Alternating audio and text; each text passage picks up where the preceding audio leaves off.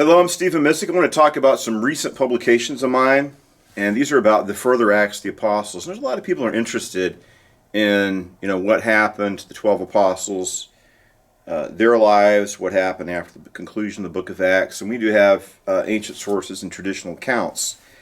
And one of the most important ancient sources, traditionally, is the apostolic histories of ABDIAS of Babylon, which I have right here. This is my version of it, but this is taken from long quotations from the Golden Legend. So I've kind of reassembled the Acts of the Apostles, further Acts of the Apostles according to ABDIAS of Babylon. And I wrote and illustrated this. It's got numerous illustrations. So this is the further Acts of the Apostles according to ABDIAS of Babylon, disciple of Jesus Christ. And I have a study guide that's going along with this one. And this one's called The Further Acts of the Apostles according to ABDIAS of Babylon. This one's called The Lives of the 12 Apostles according to ABDIAS of Babylon, disciple of Jesus Christ. Abridged edition with study guide. And I'm going to have a revised edition of this already. Well, part of the issue is these are supposed to be the same size. So I need to revise this version of the study guide. And so when was ABDIAS of Babylon written? Well, the source documents are very ancient. And what we find in ABDIAS are the traditional accounts of like Peter being crucified upside down, Paul being beheaded, the story of Thomas in India. And these stories were written down in the mid to late 2nd century based on, of course, older traditions. And scholars think that the Acts of Paul and the Acts of John actually contain some oral traditions. Another question that comes up is like the questions of orthodoxy.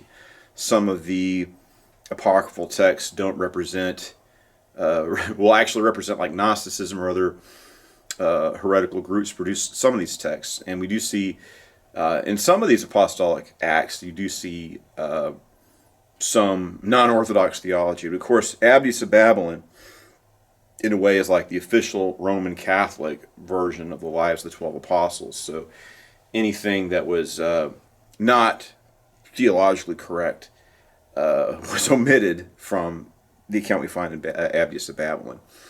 Another ancient source I think is very interesting, and I've done a book on it. I'm working on other things about this. And this book is called The Last Acts of the Apostle Peter, according to the Ebionite Jews, from the ancient sources preserved within the Recognitions and Homilies of Clement of Rome.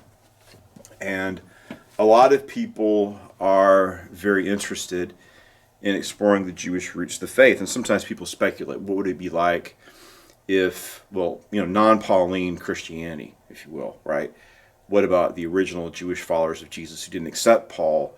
What would that expression of Christianity be like? But the thing is, we have two versions of a lost text called the Circuits or the Journeys of Peter, produced by Ebionite Jews. And the Circuits of Peter, the Journeys of Peter, what do you want to call it? It doesn't exist anymore, it's lost. But two versions were produced. One's called the Recognitions of Clement, and the other's called the Homilies of Clement. And there's a lot of overlap. They're two distinctive adaptations of this lost work. So we have, these books are actually quite substantive. They're long books representing the theology of Jewish Christians, and it's very interesting.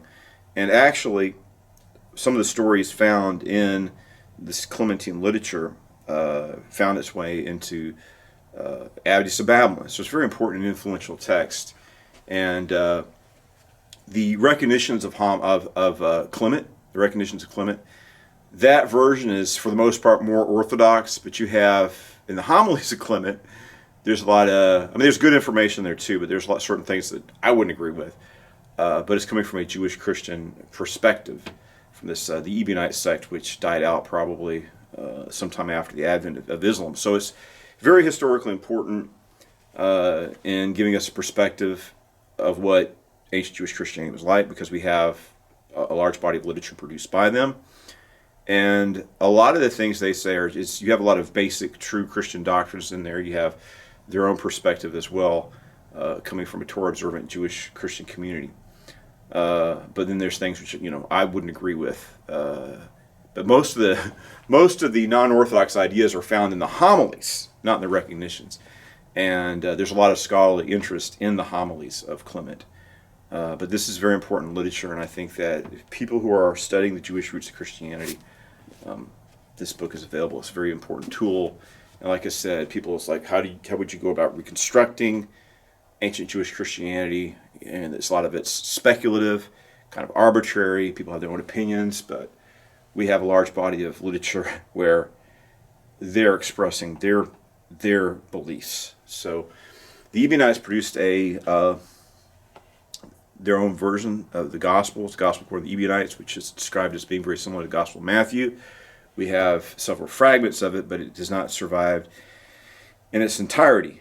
And of course, this is like this book would represent their version, I guess, of the Acts of the Apostles, according to them, but focusing mostly on the missionary journeys of Peter he's going up the coast of the Mediterranean, from Jerusalem to Caesarea, and from Caesarea all the way up to Antioch.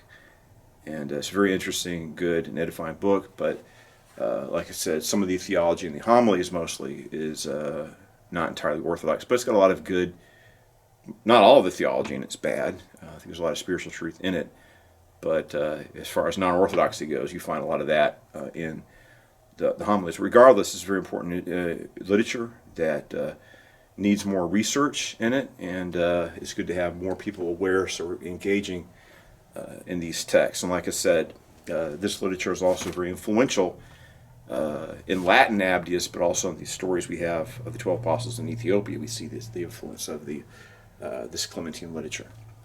So these books are available on Amazon. Hopefully you can get a copy. I think they're very good. I'm proud of my work, and I hope you're able to get a copy and enjoy reading it. So thank you very much, and God bless you.